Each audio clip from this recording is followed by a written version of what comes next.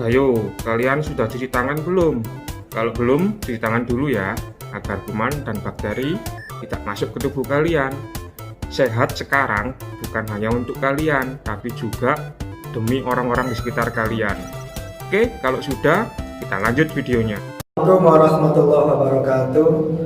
Baiklah anak-anak sekalian, sebelum kita memulai pelajaran, mari kita berdoa dulu. Berdoa sesuai agama dan keyakinan masing-masing. Harapannya semoga kita semua mendapat ilmu yang bermanfaat. Berdoa mulai. Bismillahirrahmanirrahim. Raditu billahi rabban wa bil islami dinan wa bi Muhammadin sallallahu alaihi wasallam nabiyyan wa rasulan. Rabbi zidni ilma warzuqni fahma. Rabbi shrah li sadri wa yassir li amri wakhlul 'uqdatam min lisani yafqahu qawli. Amin ya rabbal alamin. Rahmatullahi wabarakatuh. Selamat siang buat anak-anakku semua yang saya cintai. Alhamdulillah pada siang hari ini kita bisa bertemu kembali melalui pembelajaran daring pada mata pelajaran PKK, yaitu Produk Kreatif dan Kewirausahaan. Pada siang ini saya ingin melanjutkan tentang jenis-jenis proses produksi dan tujuan produksi. Ya, untuk itu pada kesempatan ini kita akan lanjutkan, ya, jenis-jenis proses produksi itu ada berapa macam. Mari kita lanjutkan. Jenis-jenis proses produksi yang kita tahu, yang pertama, yang nomor satu adalah proses produksi secara terus-menerus, ya. Proses produksi secara terus-menerus. Proses produksi secara terus-menerus ini mempunyai beberapa ciri, ya, yang antara lain secara terus-menerus ini antara lain nomor satu, produksi dengan jumlah yang besar dengan variasi yang sangat kecil, ya.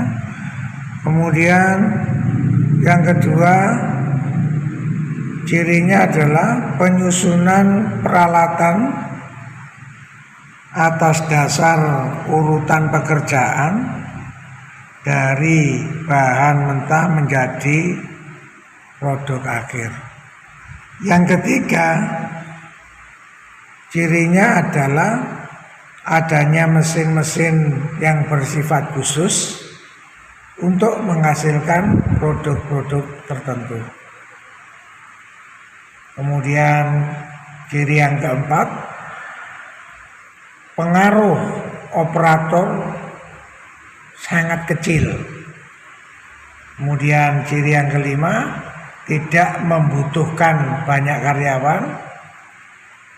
Yang keenam, adanya kemacetan pada suatu bagian. Ini akan bisa berakibat kemacetan pada bagian lainnya. Kemudian yang ketujuh, cirinya adalah memerlukan ahli perawatan yang cukup baik. Ya, ini merupakan proses produksi secara terus-menerus. Ada 8 ciri yang sudah kami sebutkan tadi. Kita lanjut. Kemudian yang B atau yang kedua, yaitu proses produksi secara terputus-putus, ya, di mana pada proses produksi ini mempunyai ciri sebagai berikut. Yang pertama adalah menghasilkan produk yang lebih kecil dengan variasi yang cukup banyak. Kemudian ciri kedua, produksi berdasarkan pesanan, ya. Jadi kalau ada pesanan kita memproduksi, kalau tidak ya tidak memproduksi. Yang ketiga, penyusunan fasilitas produksi ini berdasarkan fungsinya. Ini ciri daripada proses produksi secara terputus-putus. Yang keempat, mesin bersifat general purpose, ya, general purpose mesin, atau mesin bersifat umum, ya, atau serbaguna. Kemudian yang kelima, adanya pengaruh karyawan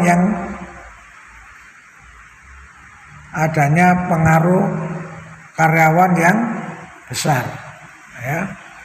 Kemudian yang keenam, apabila terjadi kemacetan pada suatu bagian, maka hal ini tidak akan berimbas pada bagian-bagian lainnya. Ini salah satu daripada ciri proses produksi secara terputus. Kemudian berikutnya yang ketujuh, yaitu diperlukan pengendalian proses yang baik. Kemudian yang kedelapan, diperlukan juga bahan mentah yang cukup tinggi, ya, bahan mentah yang cukup tinggi. Kemudian yang kesembilan, ciri daripada proses produksi secara terputus adalah peralatannya bersifat fleksibel dengan tenaga manusia. Dan ciri yang terakhir atau yang ke-10, diperlukan ruangan yang sangat besar, ya. Ini proses produksi secara terputus. Kita lanjut.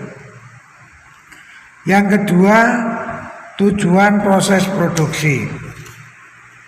Ada beberapa tujuan dari proses produksi. Antara lain di situ adalah yang pertama, memenuhi kebutuhan manusia.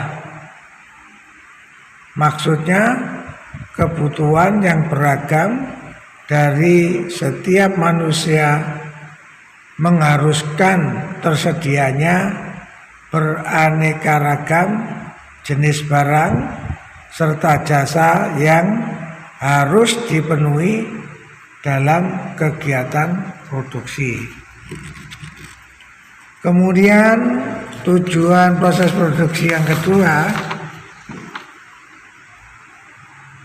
memperoleh keuntungan, ya, atau laba. Maksudnya dengan proses produksi, produsen akan menghasilkan barang dan jasa. Produsen juga akan memperoleh keuntungan dengan jalan menjual barang atau jasa tadi. Kemudian keuntungan atau laba yang diperoleh ini bisa diharapkan sebanyak-banyaknya sehingga bisa digunakan untuk kembali proses produksi selanjutnya. Yang ketiga, menjaga kelangsungan hidup bersama. Maksudnya dengan adanya produksi barang atau jasa, produsen akan memperoleh pendapatan dari setiap penjualan yang akan dilakukan. Hal ini tentu saja digunakan untuk menjaga kelangsungan hidup perusahaan, ya, termasuk untuk kesejahteraan daripada karyawan. Sedangkan tujuan proses produksi yang keempat adalah meningkatkan mutu dan jumlah produksi. Maksudnya terjaganya mutu atau kualitas produk yang baik akan membuat konsumen untuk menggemari produk tersebut, sehingga jumlah konsumen akan meningkat dan berdampak pada pemesanan dan produksi yang makin banyak juga, ya. Kemudian tujuan proses produksi yang terakhir adalah mengganti barang yang rusak. Maksudnya apabila terdapat beberapa barang yang rusak, baik rusak yang disebabkan oleh aus, rusak karena dipakai, atau rusak karena bencana alam, semua akan diganti dengan cara memproduksi barang yang baru. Ini tujuan proses produksi, ya. Berikutnya untuk